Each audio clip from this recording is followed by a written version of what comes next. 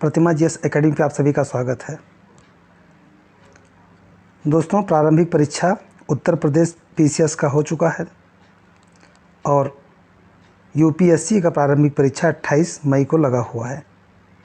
उसके पश्चात मेंस की प्रिपरेशन करने के लिए आप लोगों को डेली एक क्वेश्चन मेंस का, जो कि पेपर 1, पेपर 2, पेपर 3 और पेपर 4 से संबंधित होगा, जो यूपीपीएससी और यूपीएससी दोनों में काम आएगा।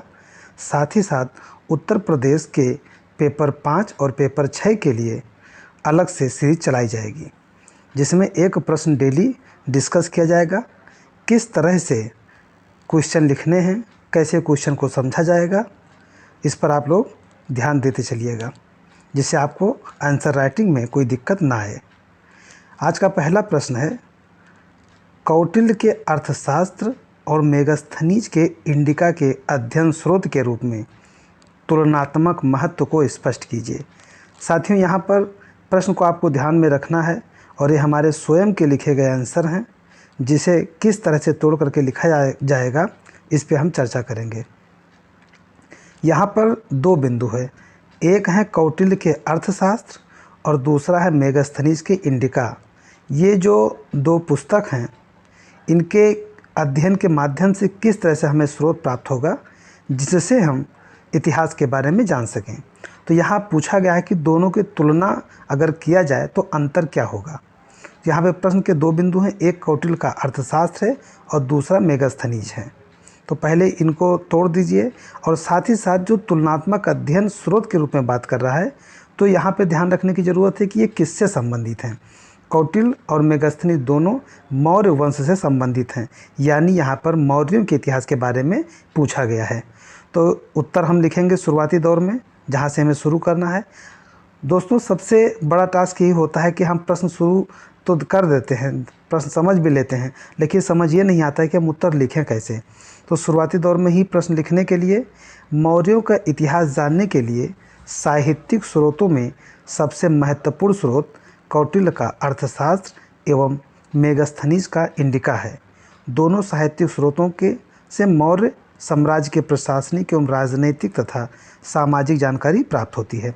तो दोस्तों, यहाँ पे आपने पहला जो पैराग्राफ है, पहले पैराग्राफ में शुरुआती दौर में यहाँ पे केवल इतना बताना है कि दोनों का क्या तात्पर्य है और इससे जानकारी प्राप्त होती है वो किससे संबंधित है। आपका पहला पैराग्राफ समाप्त कर दीजिए, उसके बाद में अनुच्छेद बदल दीजिए।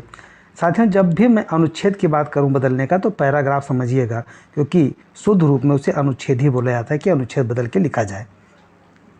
अब यहाँ पे दोनों साहित्य ग्रंथों की अपनी विशेषताएं हैं।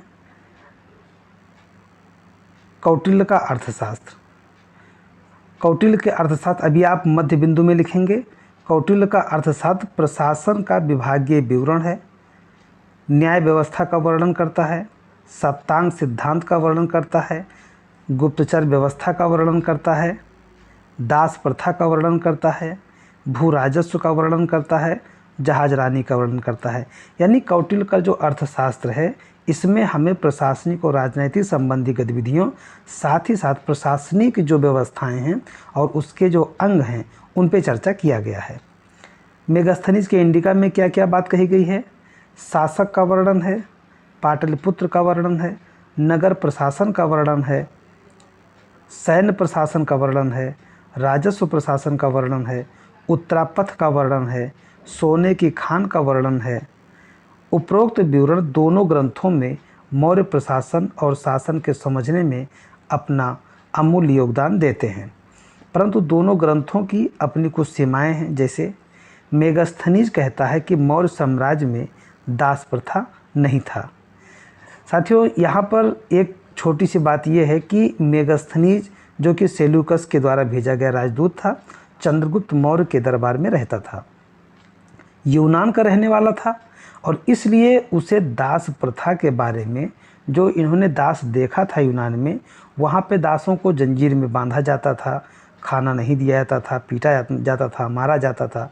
ऐसे दास इसने भारत में नहीं देखे, तो इसको लगा यहाँ पे दास प्रथा नहीं है।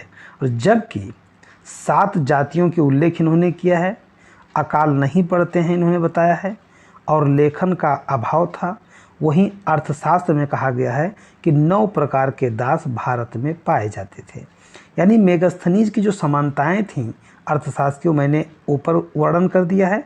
और अंतर यहाँ पे देखा जाएगा कि मेगास्थनीज ने कहा यहाँ पे दास प्रथा नहीं है, यहाँ पे 7 जातियाँ हैं, अकाल नहीं पड़ते हैं, लेखन का अभाव था।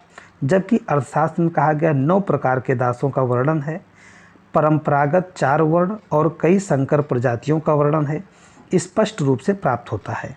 अतः कहा जा सकता है कि दोनों साहित्यों को मिला करके मौर्य साम्राज्य को समझना आसान होगा। धन्यवाद। जय हिंद, जय भारत।